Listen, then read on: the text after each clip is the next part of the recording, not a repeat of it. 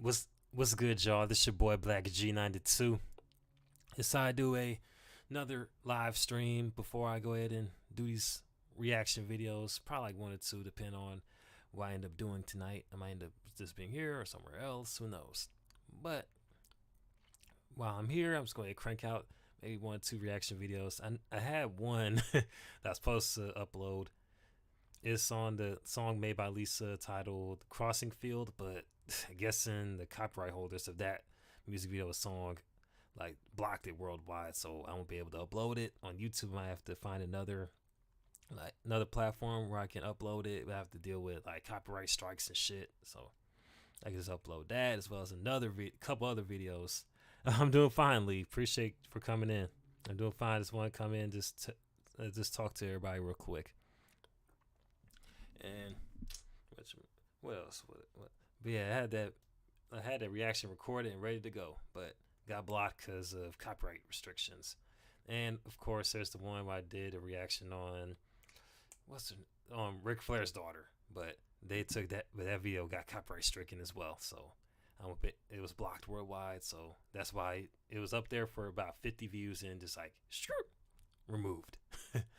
And so today I'm going to today I'm gonna react to the McMahon's Family Dynasty video on the channel. What's the name of the channel? It's ain't come across my mind right now, but wrestling. I think Wrestling with Andy. Yeah, that video. So I'm gonna do a reaction to that. But not as of now. Before I get started, I'm going to check out this Drinker, another video from the Drinker, and this one where he praises the film. Which he has plenty of those out there where he praises films, which I might do a reaction to those videos because I think it would be I think they're worthy of viewership, and the people that may not be familiar with the Critical Drinker may be interested. And it's titled, and the video is titled "The Drinker Recommends Spider-Man No Way Home."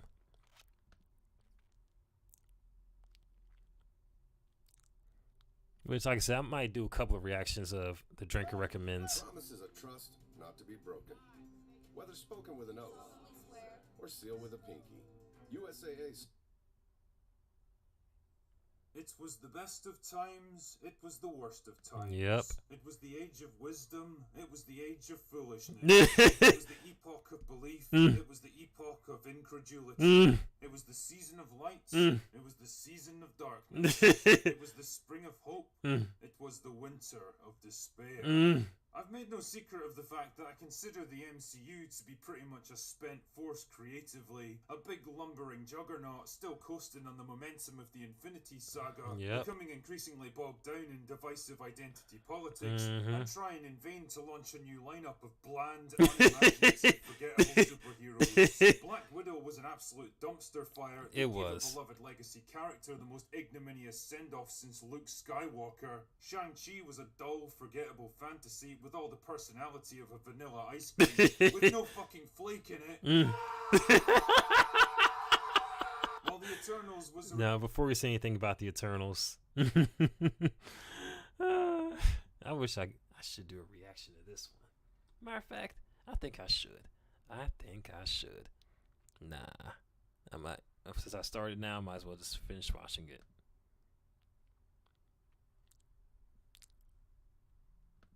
Ridiculous convoluted mess made by a director completely out of her depth that sank under the weight of its own self-importance. And as for the TV shows, don't even get me fucking started on them.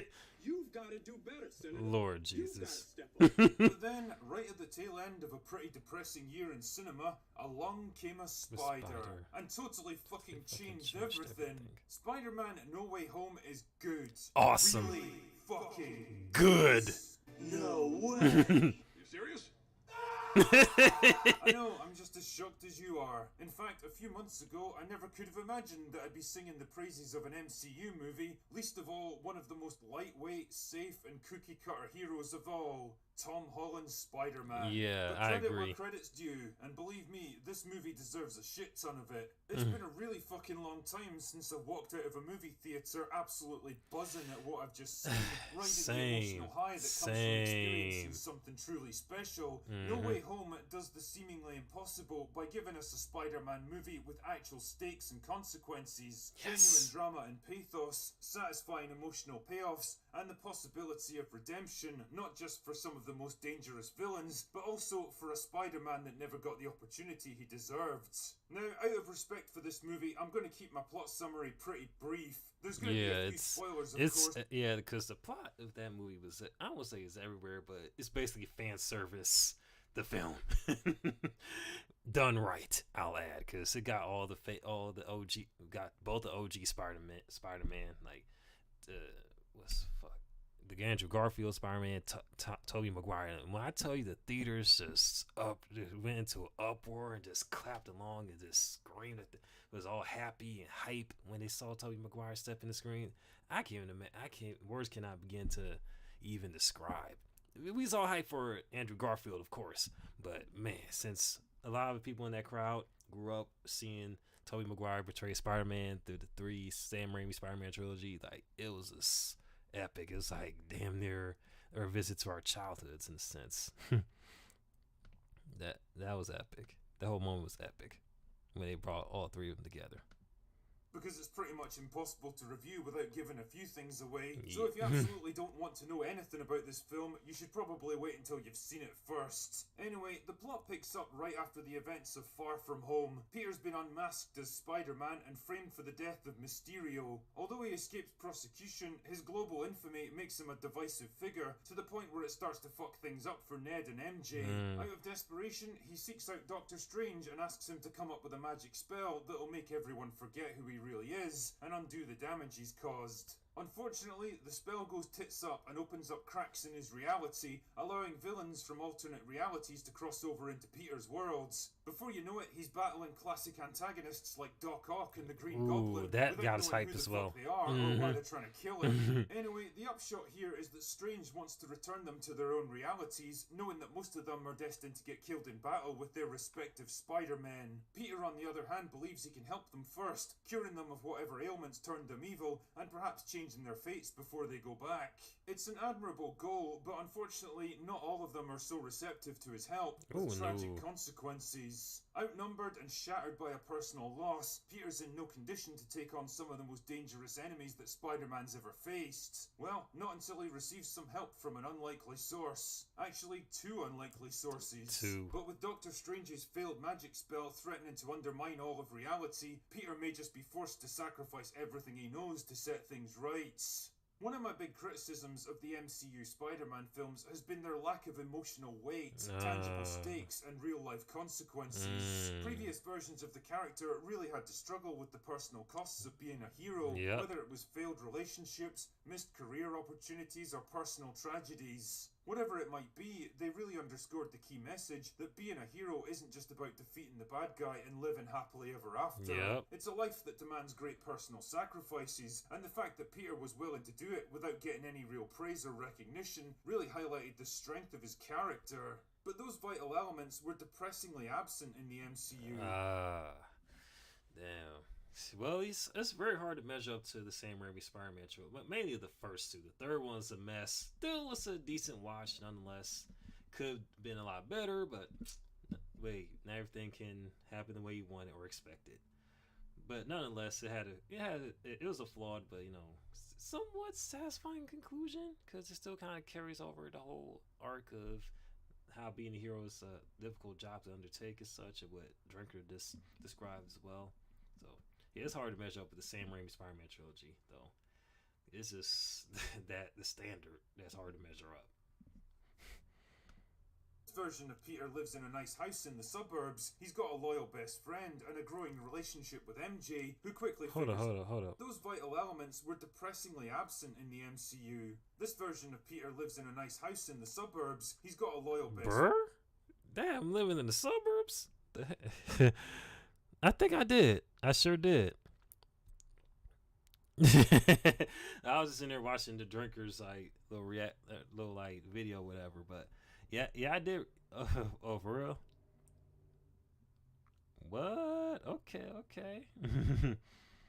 Shit. So you been watching her since July 2016. Okay. Yeah. Oh yeah, that Sasha Banks documentary was pretty dope though. I liked it. Yeah, it was pretty dope. Yeah, that's what I was watching. But I'm surprised. I'm glad that you noticed I reacted to that Sasha Banks documentary though. I appreciate that, Lee. But yeah, it was pretty interesting to say the least. I know that she had a famous cousin as well, and I had no idea that she had. And plus, not to mention, I had no idea that she had this type of person had this like bright, vibrant personalities about her as well. It's like, okay, I can get behind this. I can definitely see myself watching some like wrestling matches with her around for sure. Oh snap! One of my partners just uploaded a new song. I'm one of these days I may do a listen. Probably like let y'all listen to one of my friends' songs. Yeah. Oh, the first video. Okay, first video. Well, welcome to my channel, though. You'll see a lot more reactions to different wrestling documentaries, and depending on the copyright, folks, I might do some on the matches. And I noticed the recent reaction video I've done, the one I did over Kill Will and Tyson James song. I forgot the name of that damn song's name. My memory's just shot. And I have a hard time just talking.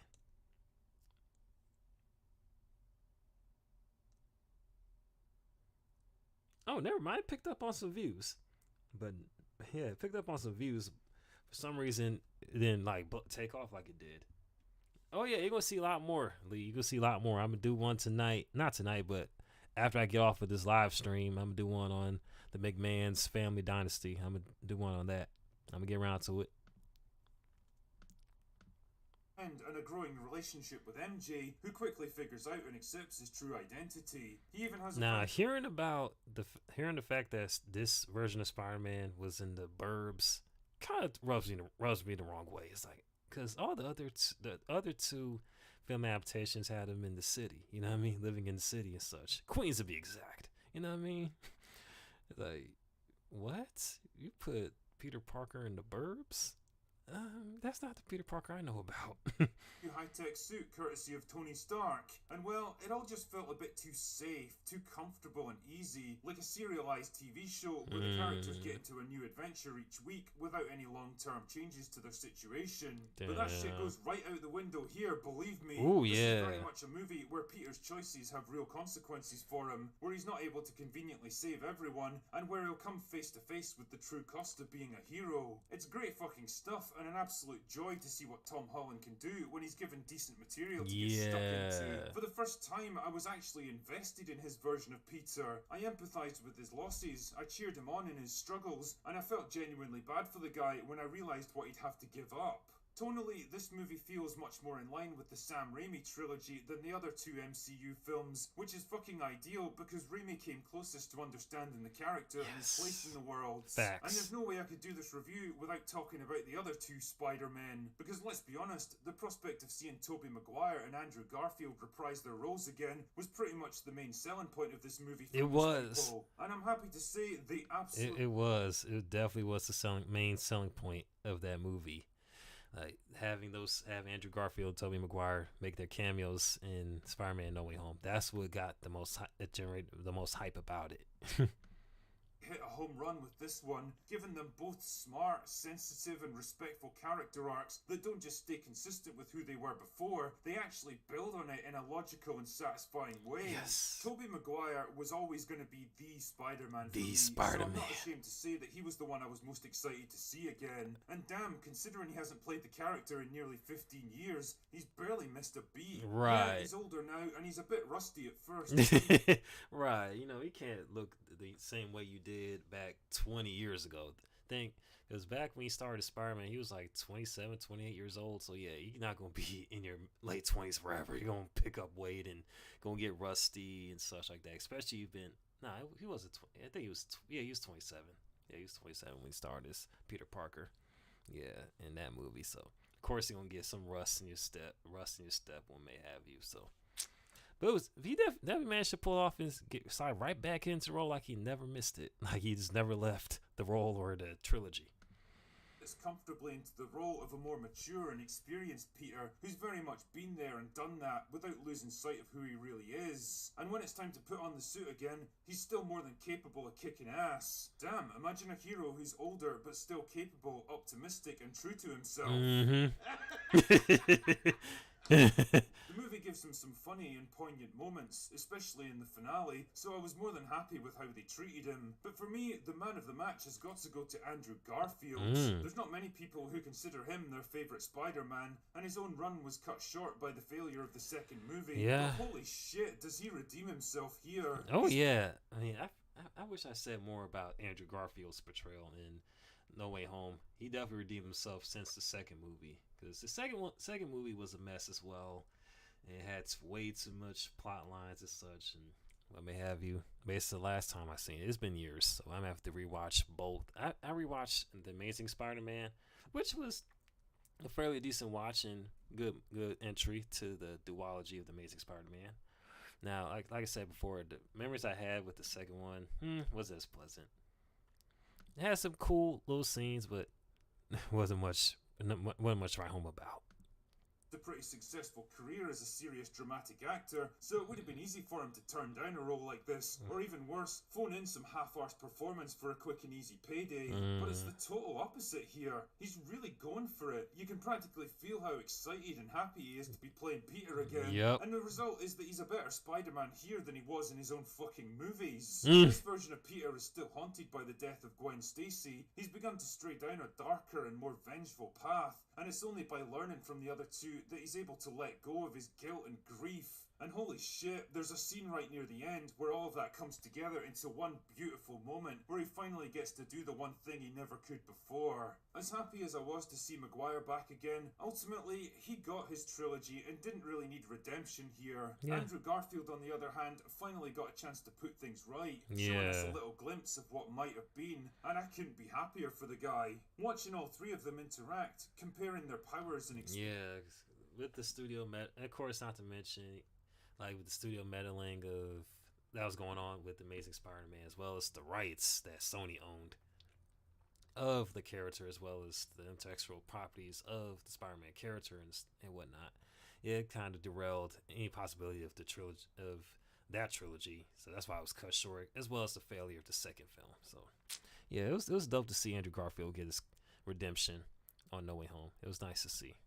Is a dream come true for most comic book fans, and it's made even better because all three men have genuinely good chemistry together. You can tell that they're having fun, they're happy to be there, and they enjoy playing off each other. It's the same deal with the antagonists, who all slip back into their roles like comfortable old gloves. Alfred Molina is pitch perfect as Doc Ock, courtesy of a little digital de-aging that's absolutely flawless. He's smart and articulate, and proves to be both a dangerous enemy and a useful ally. Just like Garfield, Jamie Foxx gets the chance to redeem himself after the debacle of Spider-Man 2. This version of Electro is much more menacing and power-hungry than before, and gets to pose a genuine threat for once. But the star of the show has got to be Willem Dafoe as Norman Osborn. Fuck me, you'd never think it had been 20 years Man, Willem Dafoe is the GOAT when it comes to acting. That nigga is the GOAT, for real. Okay, honestly, I believe you should have more attention on the internet and more people seeing and knowing you, because you seem very likable and your videos are so good. Oh, I appreciate the compliments, Lee. And well, I'm keep my fingers crossed that my channel does get up there as far as numbers and whatnot, and more people see it, because you know what I mean.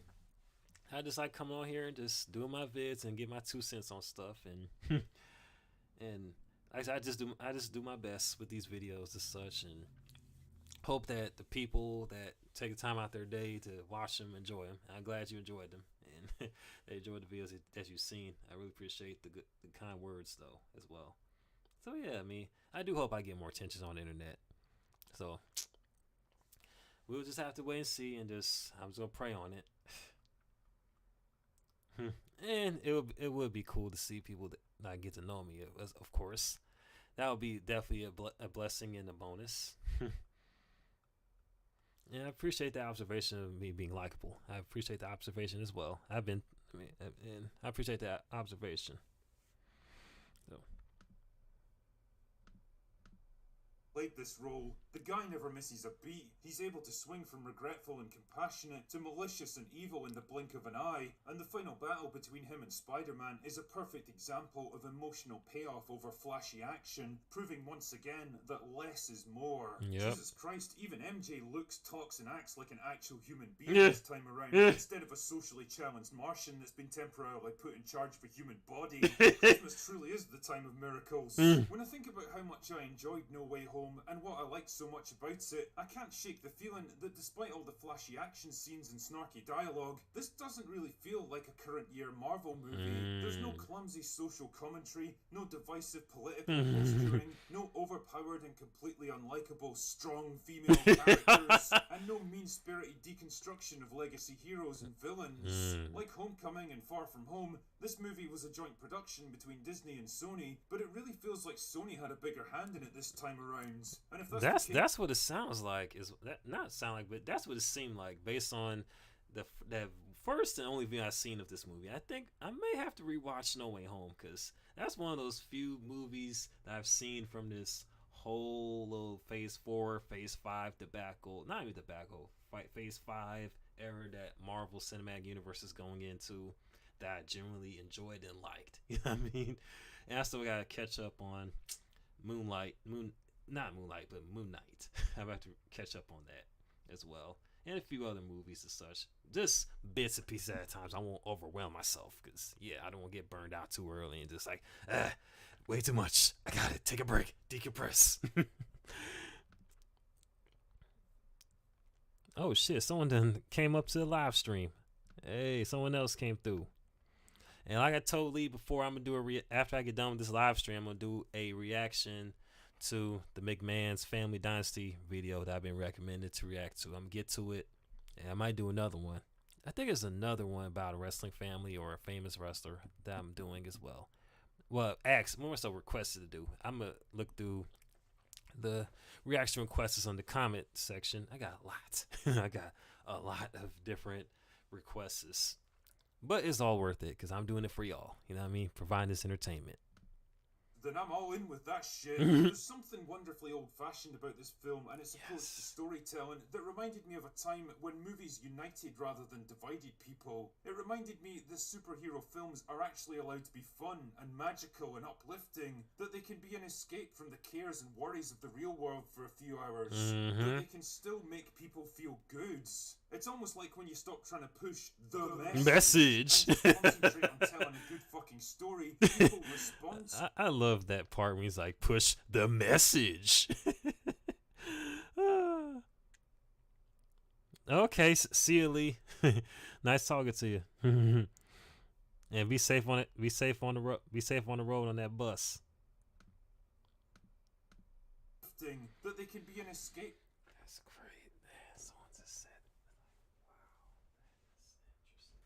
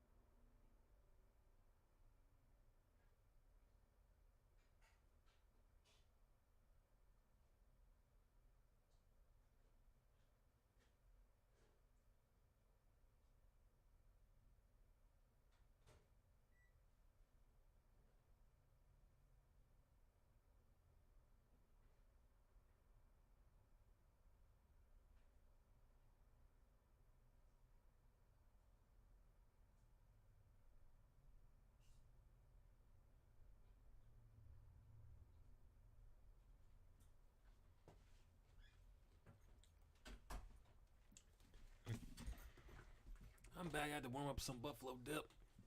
Let's finish watch this video. The cares and worries of the real world for a few hours, that they can still make people feel good. It's almost like when you stop trying to push the message and just concentrate on telling a good fucking story, people respond to it. I don't know if this movie represents a turning of the tide, or if it's just an isolated incident that'll be quickly gone and forgotten. But honestly, if anyone in Hollywood still cares about entertaining their audiences and making money, then they do very well to follow the example set by No Way Home. As for me, I fucking loved it, and I give it a wholehearted recommendation. Anyway, that's all I've got for today. Go away now. Do you like coffee, tea, or cocoa? Are you looking for a great gift idea for someone who does? Hey, it's me, Jeremy. You may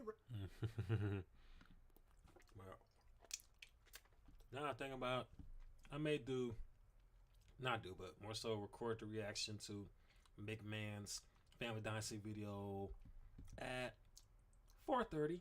4:30, I think is a good enough time to get back to it. Well, damn. Okay. So, I see I've been posted a not reaction, but more so commentary on apparently mixed women hating interracial marriage. Alright, what the hell?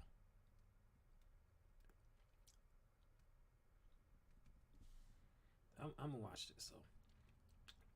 Matter of fact, I'm gonna hold off on it. I may just record a reaction to that one.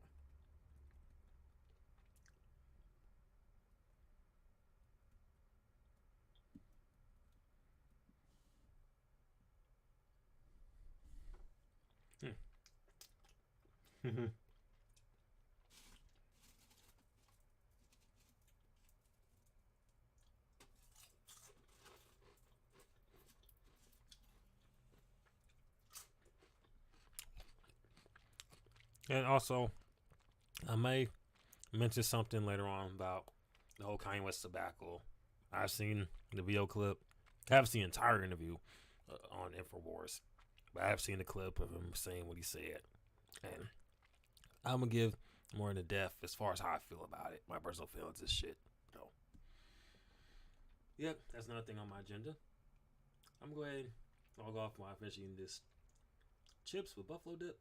And see y'all later on in 2 hours. All right. I'm more so